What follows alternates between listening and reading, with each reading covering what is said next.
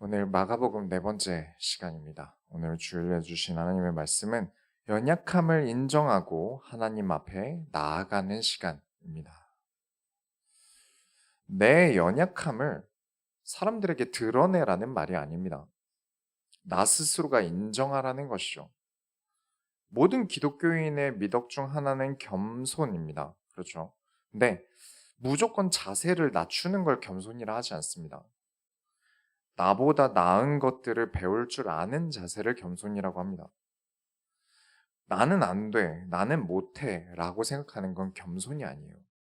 오늘 나의 연약함을 인정하고 누군가를 가르치려고 하는 즐거움보다 배움으로써 더 나아가는 즐거움을 알게 되는 모든 소원교회 성도님들이 다시 되시길 바랍니다.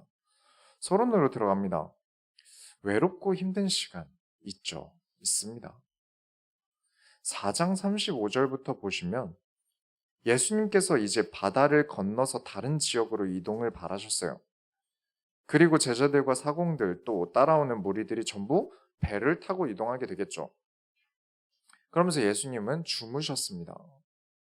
그런데 광풍이 불기 시작하는 거예요. 갑자기 이 사람들이 다급해진 순간이 온 거죠. 여러분, 왜 예수님께서 활동하시기 이전에 세례 요한이 죄와 회개에 대해서 이야기를 하고 다녔는지 기억하십니까? 말씀을 드렸는데요. 사람이 아프다는 감각이 없다면요. 내가 지금 어디가 아프다라는 감각이 없다면 의사를 찾아가지 않습니다. 마찬가지로 내가 죄가 있다, 내가 죄라는 감각이 없다면 나의 인생에 예수님이 필요할까요? 그래서 죄인이라는 것을 먼저 인지시키고 회개하라고 외친 겁니다. 회개란 건 막 울부짖고 그런 것만을 회개라고 지칭하지 않습니다. 내가 아프다는 걸 인지하고 의사 선생님께 찾아가서 내가 어디가 아프고 어디가 안 되었고 말하고 진단을 받는 것처럼 예수님께 나의 신앙생활에 대해서 틈틈이 기도로 하나님께 점검받는 시간을 회개 시간이라고 가지셔야 돼요. 이것이 연약함을 인정하는 것이며 매일마다 이렇게 회개하듯 회개하는 거 있지 않고 계시죠? 얼마나 가치 있는지 아셔야 합니다.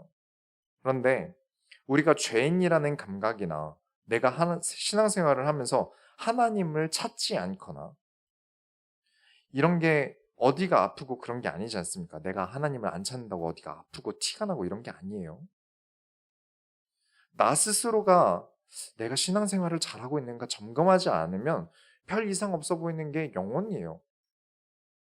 영혼이 잘 안 되면 뭐 어디 허벅지가 아프다던가 뭐 허리가 아프다던가 그럼 바로 알 텐데 이건 알 방법이 없어요.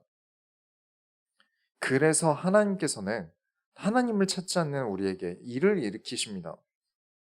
내가 신앙생활을 잘 못하고 있거나 좀 더 신앙의 깊이를 더 뿌리내려 할 때 하나님께서는 한 가지의 방법을 쓰세요. 그게 뭐냐면 나를 고립시키십니다. 지금 제자들이 광풍을 만났는데 아무것도 할 수가 없어요. 사람이 지금 몇 명이 되었건 간에 아무도 나에게 도움이 안 돼요. 이 순간만큼은 나 혼자인 겁니다. 누가 바다 위에서 광풍을 만났을 때 뭘 할 수 있겠습니까? 그때 제자들이 예수님을 찾습니다.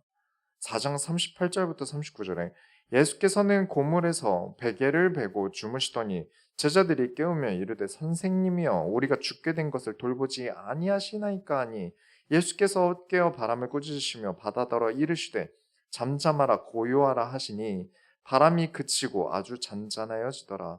그렇죠. 아무것도 나의 도움이 되지 않는다는 그 순간에 우리의 눈은 예수님께로 향합니다. 아무도 나의 도움이 되지 않는다.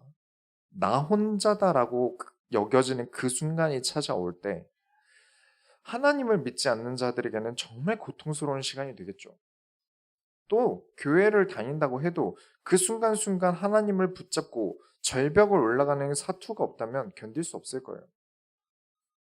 우리는 그렇기 때문에 자꾸 실수를 하는 게 뭐냐면 하나님의 대체자를 찾습니다. 외로우면 어떻게든 친구들을 만나야 하고 돈이 없으면 돈 가진 사람을 찾아야 하고 하나님은 우리를 하나님을 찾도록 몰아가신 건데 우리는 자꾸 대체자를 찾아요. 그렇게 사람으로 하나님을 대신하려고 합니다. 학창 시절을 또 생각해 보면 여기서 성적이 좀 갈린 것 같아요. 혼자 공부하는 게 너무 싫어서 꼭 사람을 만나서 공부하던 친구들이 있어요. 하긴 하지만 확실히 약속도 잡고 연락도 하고 그런 시간들이 공부하는 시간보다는 아무래도 더 길게 되겠죠. 또는 공부는 어차피 혼자 해야 하는 건데 그것조차도 싫어서 아예 공부를 포기하고 놀러 다니는 친구들도 있었어요. 또 혼자 놀겠습니까? 우르르 놀러 다니느라 또 공부하려는 다른 애들도 공부 못하게 만들고요. 그리고 처음에야 힘들겠지만 점점 혼자서 싸워나가는 그 시간들을 적응 기간을 갖추면서 공부해온 친구들은 확실히 성적이 좋았어요. 우리는 하나님께서 나를 성장시키시려 세상에 혼자 남겨두실 때를 인지하고 빠르게 하나님을 만나려고 하셔야 됩니다. 안 그러면 병들어요. 또한 많은 사람들이 이론이 아닌 인격적으로 하나님을 처음 만날 때도 사실 이때입니다. 나에게 아무도 도움이 되지 않는군요. 나 혼자구나. 라고 여겨지는 그때 하나님을 인격적으로 만나요. 그렇습니다. 세상에서 고립될 때는 우리가 하나님을 찾아야 할 때이기 때문에 그렇습니다. 하나님 외에 바라볼 것이 없을 그때가 하나님을 만나는 시간이에요. 오늘 말씀을 통해서 주변의 사람은 아무리 많아도 아무도 도움이 되지 않는 누구와 함께 있어도 외로운 그 시간이 저와 여러분에게는 하나님을 만나는 시간, 하나님과 관계가 깊어지는 시간이 되는 것이 인정되어지는 오늘 하루 예배가 되시기 바랍니다. 본론으로 들어갑니다. 어찌하여 믿음이 없느냐? 제자들이 예수님을 깨우고 예수님께서 광풍을 잠잠하게 하신 이후에 이런 말씀을 하세요. 4장 40절에 이에 제자들에게 이르시되 어찌하여 이렇게 무서워하느냐 너희가 어찌 믿음이 없느냐 하시니. 자, 어떤 게 믿음이 없었다는 걸까요? 믿음이 없는 결과가 좀 무서워하는 것이었던 건 알고 있는데 어떤 믿음이 없었던 걸까요? 그 광풍에서 못 참고 예수님을 찾은 게 믿음이 없는 걸까요? 그러면 우리가 아는 성경은 다시 다 써야 됩니다. 우리는 언제나 예수님을 찾는 존재고요. 우리가 연약한 존재라는 것을 인지해야 예수님의 필요를 알게 됩니다. 이는 예수님께서 쭉 가르치신 것들과 동일해요. 그렇다면 예수님을 찾고 예수님을 깨운 건 아무 문제가 되지 않습니다. 산에 박혀서 이제 기도원에서 나무 기둥을 뽑으면서 주여 외치고 계신 신비주의 하시는 분들은 그분들 주장에 따르면 예수님의 제자면 믿음이 없기에 영성도 없으니까 이 광풍을 못 잠재운 거다. 이 기도가 부족해서 그렇다. 라고 하는데 자, 피조물에 우리가 뭐라고 자연을 잠재웁니까? 억지죠. 그렇다면 뭐가 믿음이 없었던 걸까요? 여러분 반대로 생각해 봅시다. 예수님께서 칭찬하셨던 믿음은 어떤 것이었나요? 생각해 보신 적 있으신가요? 공통점이 있었어요. 나의 연약함을 인정하고 주께서 하실 수 있음을 인정했을 때입니다. 그때 예수님께서 믿음에 대해서 칭찬하셨어요. 다윗의 자손 예수여 나를 불쌍히 여기소서. 주께서 말씀만 하셔도 나올 줄 믿습니다. 공통점이었어요. 이 말들이 전부 나의 연약함을 인정하고 주께서 하실 수 있음을 인정하였을 때입니다. 그때 예수님께서 믿음을 두고 칭찬하셨어요. 지금 제자들은 극도의 흥분 상태죠. 다 죽게 되었으니까요. 그리고 주께서 하실 수 있음까지는 알겠는데 예수님께 뭐라고 합니까? 38절에 선생님이여 우리가 죽게 된 것을 돌보지 아니하시나이까. 지금 유일하게 붙잡을 존재인 분께 선생님이요. 그리고 지금 번역본은 없는데 원문에 보면 이렇습니다.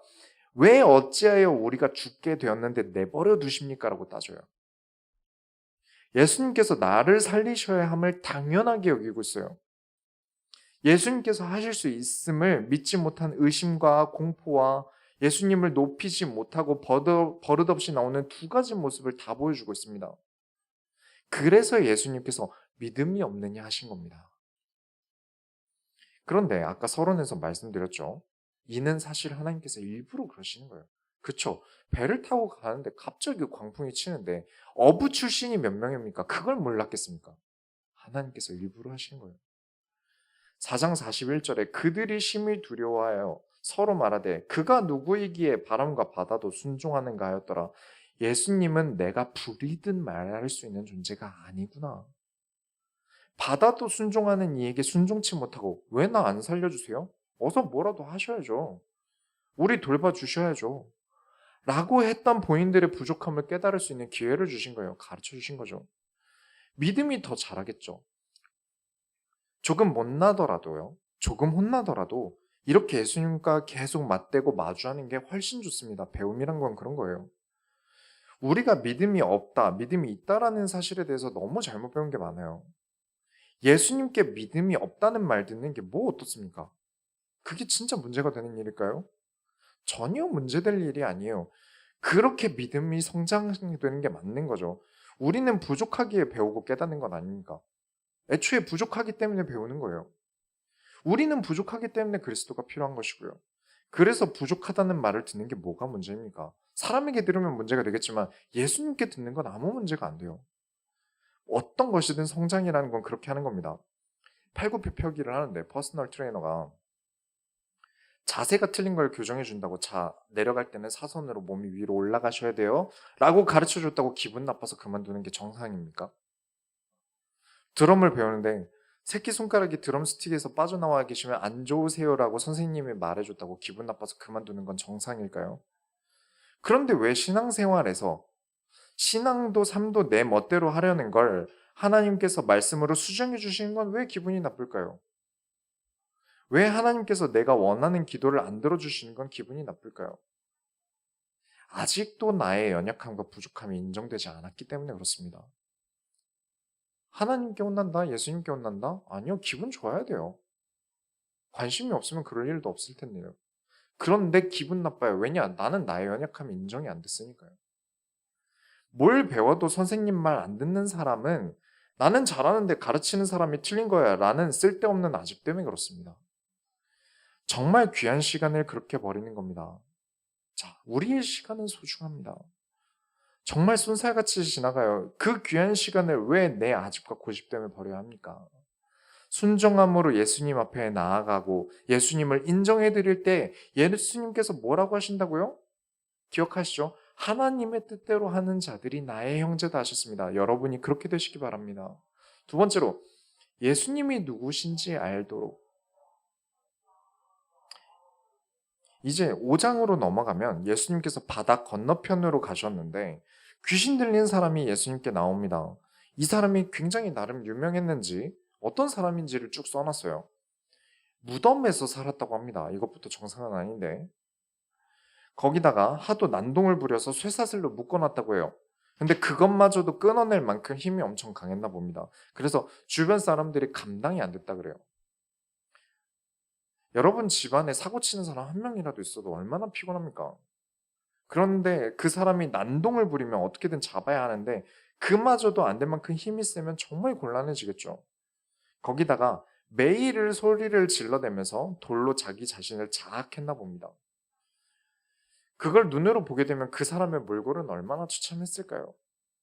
그 귀신 들린 사람이 예수님께 나온 걸 보시고 예수님께서 그 귀신 들린 사람에게 더러운 귀신아 그 사람에게서 나오라 명령하셨고 이에 대해 나오지 않고 버티면서 5장 7절을 보시면 큰 소리로 부르짖어 이르되 지극히 높으신 하나님의 아들 예수여 나와 당신이 무슨 상관이 있나이까 원하건대 하나님 앞에 맹세하고 나를 괴롭히지 마옵소서 하니 늘 자주 말씀드리죠. 귀신, 사탄 이런 존재들은 거짓말 잘 안 합니다.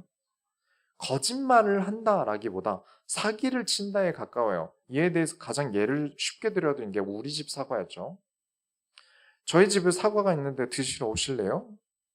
라고 해서 사과를 드시러 오셨는데 다 썩어 문드러져서 먹을 수 없는 사과를 가져온 거예요. 어찌됐든 사과를 가져오지 않았습니까? 이런 방식을 성경 곳곳에서 볼 수 있습니다. 사탄은 그렇게 해왔어요. 그러니 자꾸 사탄에 대한 이미지를 우리가 흔히 하는 거짓말과 동일시하시면 안 됩니다. 거기서 오히려 더 실수를 해요.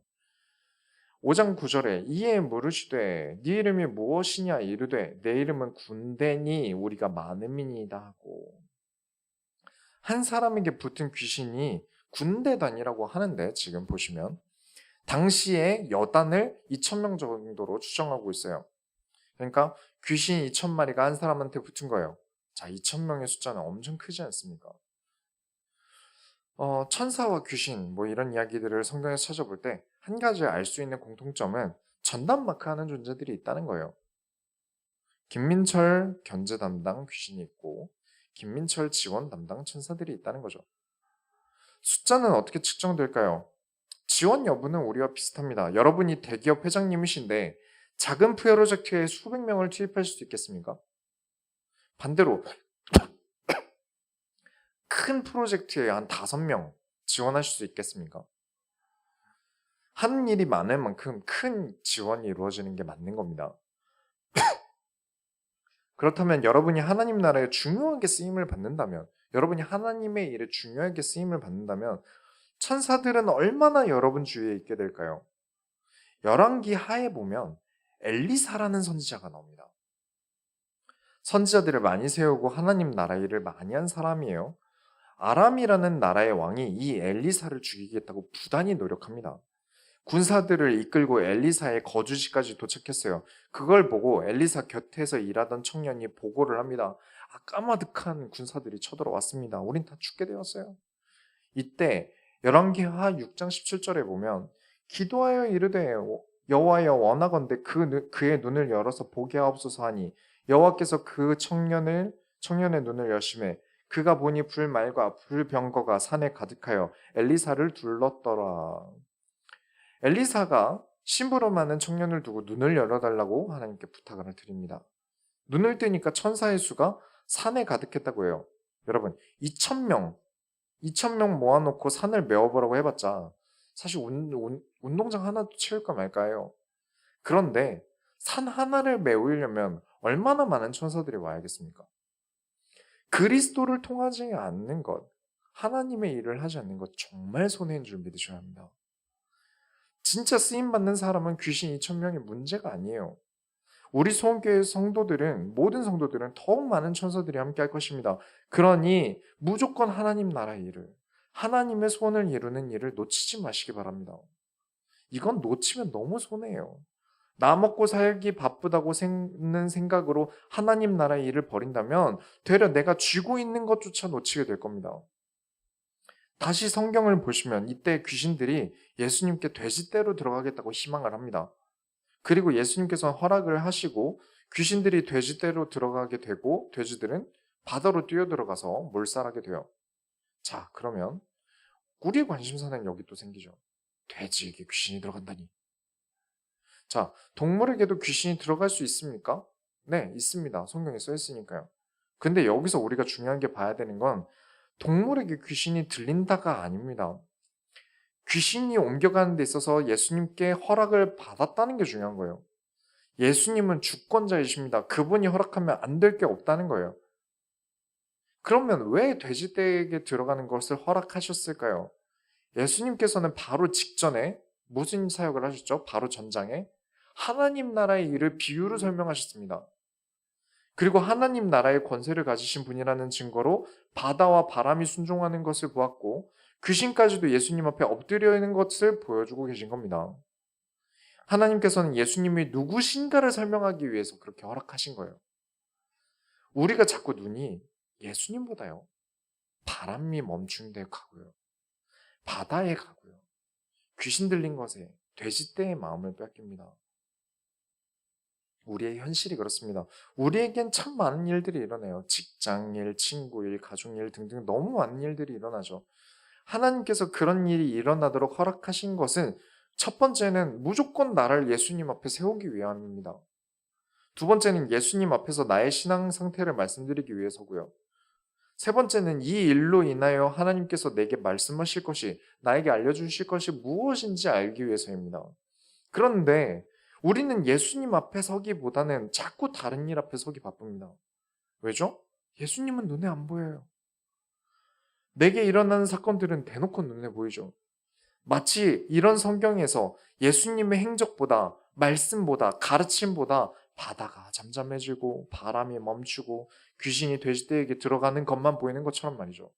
그렇게 항상 어떤 일이 생기든지 여러분은 바로 예수님 앞에, 하나님 앞에 서셔야 합니다. 세 번째로, 아픈 자들이 예수님께로 옵니다. 이 이후에 일어난 일들도 마찬가지예요. 이번에는 아픈 사람들이 예수님을 만나러 오는데 회당장 야이로라는 사람이 예수님께 나와서는 자기 딸이 죽게 되었다고 살려달라고 합니다. 그래서 예수님께서 그 딸을 살리기 위해 걸어가고 계시는데 12년 동안 혈루증을 앓던 여성분이 예수님의 옷을 만져요. 어딜 가서 고쳐보려고 해도 낫지를 못했는데 예수님의 옷깃만 만져도 5장 28절에 이는 내가 그의 옷에만 손을 대어도 구원을 받으리라 생각함일러라. 이렇게 예수님의 능력이 나간 것을 예수님께서 아시고 누가 자신을 만졌는지 물어보십니다. 그런데 제자들이 뭐라고 얘기하냐면 여기 사람이 몇 명이고 지금 몇 명이 예수님을 만졌는데 한두 명도 아닌데 누가 나를 만졌냐고 물어보십니까? 라고 대답을 해요. 그런데 그런 제자들의 말에 아랑곳하지 않고요. 예수님은 혈루증 걸린 앓던 여인에게 찾아가세요. 55장 33절부터 34절에 여자가 자기에게 이루어진 일을 알고 두려워하며 떨며 와서 그의 앞에 엎드려 모든 사실을 여쭈니 예수께서 이르시되 딸아 네 믿음이 너를 구원하였으니 평안히 가라 내 병에서 놓여 건강할지어다. 그 많은 사람들이 만져도요. 예수님께서 주목하시는 터치는 이 여인의 믿음이었던 겁니다. 그러니 여러분은 반드시 이 공식을 기억하셔야 돼요. 서론부터 지금까지 계속 말씀드리고 있습니다. 연약함을 인정하고 예수님을 높여 그분이 하실 수 있음을 믿는 겁니다. 그래서 누누이 말씀을 드리는 거예요. 교회를 열심히 다닌다, 헌금을 많이 낸다, 뭐 교회를 크게 짓는다, 교회 일을 많이 한다. 저는 그런 것에서 믿음을 보지 않습니다. 설교 때 자주 언급하는 이사야서 말씀대로 본인의 연약함과 하나님의 크심을 아는 사람이 믿음 있는 사람입니다. 그 사람은 하나님 앞에 날마다 자신을 세우는 사람이니까요. 예수님께서 그 이후로도 발걸음을 계속하십니다. 딸이 죽을 것 같다고 찾아왔다는 걸 기억하시죠? 딸을 살리러 도착을 했는데 그 딸을 지키던 사람이 이런 말을 해요. 35절에 아직 예수께서 말씀하실 때 회당장의 집에서 사람들이 와서 회당장에게 이르되 당신의 딸이 죽었나이다. 어찌하여 선생을 더 괴롭게 하나이까? 딸은 이미 죽었는데 왜 포기하지 않느냐 묻는 겁니다. 이미 야이로라는 사람이 예수님을 찾아왔을 때는 딸이 죽게 된 정도가 아니라 죽었다는 건데 이 아버지는 예수님께서 하실 수 있다고 믿고 포기하지 않은 거예요. 사람이 죽었으니까 이제 주변 가족들은 펑펑 옵니다. 그런 상황에서 예수님은 사람들에게 이 아이는 죽은 게 아니라 잔다 라고 하세요. 그러더니 주변 분위기가 이상하게 바뀌어요. 40절을 보면 비웃었다고 합니다. 41절부터 42절에 그 아이의 손을 잡고 이르시되 달리다굼 하시니 번역하면 곧 내가 내게 말하노니 소녀야 일어나라 하심이라. 소녀가 곧 일어나서 걸으니 나이가 12살이라 사람들이 곧 크게 놀라거늘. 자, 왜 지금은 안진뱅이가 일어나고 병이 낫고 이런 일들이 없을까요? 우리가 읽고 있는 이 성경책이 소설책이라서 그럴까요? 병나음을 얻는 방식을 보면 믿음이 동반되어야 됩니다. 자신의 연약함을 분명히 알아야 하고 이에 대해 예수님께서 하실 수 있음을 고백해야 돼요. 근데 현대의 대부분의 병은 자신의 연약함을 인정하지 않고 버티다가 극단적인 병에 걸리는 경우가 대부분입니다. 미리 인정했다면 사실 의학으로 고칠 수 있는 것들이에요. 뭐 앉는 습관이라든가 담배를 너무 많이 피는 동안 건강하니까 버텼겠죠.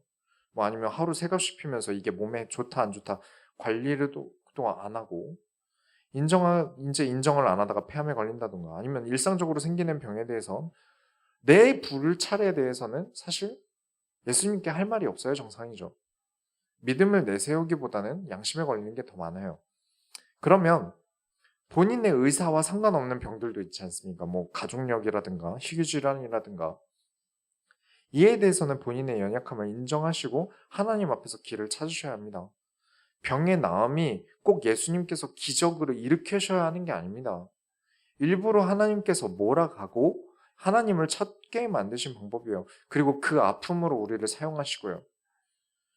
저도 제가 어떠한 겪은 많은 아픈 일들로 인해서 여기까지 온 겁니다. 여러분들도 마찬가지고요. 아프고 힘들었던 그 많은 일들 때문에 우리가 얼마나 하나님 앞에 자주 섰습니까? 분명히 하나님께서는 남들과 다른 일을 겪게 하시면서 그 사람으로 하여금 세상에 하실 일이 있으세요. 눈이 보이지 않았던 크로스비가 쓴 찬양 가사가 8,000개가 넘습니다. 가장 많은 찬송가의 가사 개수를 보유하고 있어요. 또 닉 부이치치라고 아시죠? 그분 목사님이십니다. 하나님께서 이들에게 평범한 삶을 부여하지 않으셨어요. 우리는 항상 평범하게 살길 바라지만 하나님은 그 평범한 삶은 천국에서 살길 바라시고 우리를 부르셨어요. 재미있는 게 뭐냐면 그렇게 예수님께서 병 낫게 하신 사람들 중에 성경에서 크게 활동한 사람들이 없습니다. 로마에 선교를 나갔다던가 뭐 그런 기록들이 없습니다. 믿음도 좋았고 병도 나았으나 그 이상의 믿음은 없었던 거죠. 성경에서 병 나은 자들은 병 나은 것만으로도 하나님의 일을 다 하고 간 걸지 모릅니다. 되려 낫지 못했던 사람 중에 하나님의 일에 크게 쓰임받은 사람이 있어요. 바울이라는 사람은요. 여러 가지 문제들이 있었습니다. 간질병부터 시작해서 툭하면 기절하고 그랬었어요. 하지만 하나님이 그 병을 낫게 하지 않으시고 오히려 큰 일을 쓰셨습니다. 그리고 신약의 성경이 완전히 다 쓰이기 이전과 지금은 달라야 합니다. 예수님께서 계실 때는 병나음이 어떤 광풍을 멈추고 기적이 어떤 물고기와 떡 조금으로 수천 명 먹는 기적이 중요해 보이겠지만 예전에 사도행전 강의할 때 말씀을 드렸던 건데 누가라는 사람이 사도행전을 기록할 때 막 어떤 기적이 일어나고 막 병 낫고 이런 걸 기적이라고 기록하지 않았어요. 그걸 기적이라고 쓰지 않았습니다. 반대로 성도들이 모여서 자신의 것을 나누고 공동체가 세워지고 교회가 세워지는 과정을 기적이라고 기록을 합니다. 예수님을 배우기 전에는 어떤 특별한 어떤 신비한 일들을 기적으로 생각하고 중요하게 생각했다면 지금 예수님을 쭉 배워온 우리에게 그런 기적은 중요하지 않아야 합니다. 그때는 아프니 낫게 해주세요 라고 예수님을 배웠지만 지금은 아파도 괜찮습니다. 예수님께서 나를 위해 핏값을 내셨으면 충분히 감사합니다 라고 나오는 게 정상이라는 거예요. 그런 면에서 저는 질병이 낫는 어떤 기적적인 질병이 막 안수해서 낫고 막 일으켜서 낫는 그런 기적이 더는 있어서는 안 된다고 생각합니다. 예수님은 신앙은 질병이 낫기 위한 어떤 약 정도로 치부되면 안 되니까요. 그분께서 지신 십자가의 구원만이 우리에게 남아있어야 되고 우리의 눈은 거기에 주목되어야 됩니다. 그 이후에 하나님께서 낫게 하시든가 아니면 그 아픔으로 쓰시든가 그 갈림길에 서야 한다고 생각해요. 결론을 내립니다. 자, 믿음의 길을 걸으시기 바랍니다. 자, 질병 이야기 어렵죠? 어려워요. 설명이 어려운 게 사실은 아니라 성경에 대해 많이 이해해야만 이 설명을 이해하기 때문에 더더욱 어렵습니다. 하지만 오늘 보셔야 하는 것은 어떻게 됐든 간에 믿음이라는 내용이에요. 수많은 무리들이 예수님을 건드렸지만 예수님께서는 믿음을 보셨습니다. 서로 다 낫고자 해서 예수님을 만지러 왔지만 그 중에 믿음으로 손을 내민 자들의 병이 나음을 입었습니다. 어떻게 하나님이 이러실 수 있어? 내가 뭘 그렇게 잘못했다고? 라고 이렇게 고립되었을 때 말하시는 분들은 두 가지 중 하나였어요. 자기가 멋대로 사고 쳐놓고 아니면 바보같이 속아놓고 그렇게 말하는 사람. 두 번째는 분명 하나님께서 그렇게 크게 쓰시려고 몰아가는 사람 둘 중 하나였어요. 그런데 대부분이 미끄러집니다. 이유는 한결같았어요. 내가 원하는 대로 해주시지 않는다면서 고집을 부리다가요. 하나님이면 해주셔야지. 내가 가난하게 되지 않게 해주셔야지. 내가 아프지 않게 해주셔야지. 항복하지 않았습니다. 그 고집을 꺾고 자신의 연약함을 되돌아봐야 고침을 받을 텐데요. 더 나아가는 것은 뭔가를 더 배우려는 것도 중요하지만 뭘 잘못하고 있는가를 고치는 게 더욱 중요하죠. 성경을 볼 때 그냥 사람이 병에 나왔다, 귀신이 나갔다, 그것부터 보인다면, 그것부터 고치지 않는다면 크리스찬들에게 성장하기 어렵게 될 겁니다. 내 관심이 예수님보다 병 나았다, 귀신이 나갔다, 광풍이 잠잠해졌다 있다면 우리는 어떤 문제가 또 생기고 어떤 일이 생길 때도 어떻게 하나님이 이러실 수 있어? 내가 뭘 그렇게 잘못했다고? 라고 나오게 될 거예요. 하지만 내 눈이 언제나 예수님께 있다면 광풍이 몰아치든 바다가 치든 뭐 무슨 일이 생기든 우리의 눈이 예수님께로 향한다면 예수님께서 하실 일이 있으실 것이다. 나는 연약하지만 예수님께서 하실 것이다. 그리고 올해 주제 설교 절대 잊으시면 안 됩니다. 잊지 않기 위해 다시금 설명드릴게요. 모세가 이스라엘 백성을 이끌고 나오다가 홍해 앞에 갇혔습니다. 뒤에는 이집트 군대가 이스라엘 백성을 죽이기 위해 달려오고 있어요. 절대 이스라엘 백성들을 이길 방법이 없습니다. 모든 백성들이 이 군대를 이길 방법이 없어요. 그때 모세가 이런 말을 합니다. 출애굽기 14장 13절부터 14절을 보시면 모세가 백성에게 이르되 너희는 두려워하지 말고 가만히 서서 여호와께서 오늘 너희를 위하여 행하시는 구원을 보라. 너희가 오늘 본 애굽 사람을 영원히 다시 보지 아니하리라. 여호와께서 너희를 위하여 싸우시리니 너희는 가만히 있을지니라. 이게 뭔가 엄청 믿음이 좋은 말 같지 않습니까? 그렇지, 여호와께서 싸우실 거야. 모세가 엄청 믿음의 고백을 한 것으로 보이시죠? 하지만 오늘 설교를 두고 다시 한번 생각해 보세요. 하나님께서 그 다음 구절에 뭐라고 얘기하시냐면 14장 15절에 여호와께서 모세에게 이르시되 너는 어찌하여 내게 부르짖느냐. 이 말 뜻을 다시 우리식으로 표현하자면 넌 지금 무슨 말을 하고 있는 거냐 입니다. 라고 예수님께 이제 모세에게 물으세요. 하나님께서 모세와 이스라엘 백성의 원하는 믿음에 대한 기대치는 하나님께서 싸우실 것이다 가 아닙니다. 어디까지 우리가 나아가야 합니까? 출애굽기 14장 15절부터 16절에 이스라엘 자손에게 명령하여 앞으로 나아가게 하고 지팡이를 들어 손을 바다 위에 내밀어 그것이 갈라지게 하라. 이스라엘 자손이 바다 가운데서 마른 땅까지 행하라. 물이 갈라져야 걷겠다? 아닙니다. 진짜 믿음이 큰 자는 물 안까지 들어갑니다. 끝까지 내가 할 수 있는 것까지. 내가 할 수 있는 끝까지 최선을 다하는 겁니다. 질병이 있는 분 계십니까? 질병과 끝까지 싸우시기 바랍니다. 가족이라는 질병이 있는 분 계십니까? 사람을 자꾸 믿어서 문제가 생기는 질병이 있는 분 계십니까? 참 많은 질병을 우리는 안고 살아갑니다. 끝까지 싸우시기 바랍니다. 그리고 이기세요. 지지 마시고요. 그냥 아무것도 안 하면서 손 놓고 예수님 해주세요. 예수님 하실 수 있잖아요. 이거 믿음 아닙니다. 그 말 하기 이전에 내가 할 수 있는 건 끝까지 하세요. 딸이 죽었으나 끝까지 포기하지 않고 예수님께 달려갑니다. 혈루증 걸렸는데 12해를 나와보려고 최선을 다했다고 합니다. 그런데 오늘날 많은 신앙인들은 아무 최선도 하지 않으면서 낫게 해주세요 라는 경우들이 많습니다. 내가 연약하다. 예수님께 고백하기 위해 내 연약함의 끝을 보셔야 합니다. 도무지 해도 안 되는 일까지 달려가셔야 돼요. 그 과정은 분명히 고독합니다. 엄청 고립입니다. 아주 고립되어 있는 상태예요. 그러나 하나님께서는 거기서 큰 일을 하십니다. 믿음의 길은 거저먹는 길 절대 아닙니다. 예수님께서 마태복음 11장에 무거운 짐 가져오면 쉬게 해준다고 하셨는데요. 네, 맞습니다. 하지만 다음 구절까지 보셔야죠. 너희는 나의 멍에를 짊어지고 나에게 배우라. 쓸데없이 무거운 짐은 내려놓고 하나님 나라에 가치 있는 멍에를 짊어지라는 말을 자꾸 내가 어렵고 힘든 것은 구절만 쏙쏙 빼가면서 읽어요. 더 나아갑시다. 다른 사람들은 한계가 올 것입니다. 그러나 하나님과 동행하는 자는 그 한계가 올 때마다 하나님께서 이루실 겁니다. 우리의 나아감은 끝이 없습니다. 우리 소원교회 성도들의 나아감은 끝이 없는 줄 믿습니다. 우리가 하나님의 소원을 이루어드립시다. 하나님 감사합니다. 우리의 연약함을 하나님 앞에 내려놓습니다. 이 연약함은 하나님 앞에서 아시고 우리가 끝까지 할 수 없음을 아시고 하나님 함께하여 주옵소서. 이로 하여금 우리의 눈이 언제나 하나님께로 예수님께로 맞춰지게 하시고 예수님께 우리의 모든 것을 내려놓고 말씀드릴 수 있고 이로 하여금 하나님께서 우리에게 무슨 말씀을 하려고 하시는지 깨달을 수 있는 눈과 귀가 우리에게 열리게 하여 주옵소서. 살아계신 예수 그리스도의 이름으로 기도드렸습니다. 아멘. 찬송가 394장 찬양하시면서 준비하신 헌금을 하나님께 드립니다.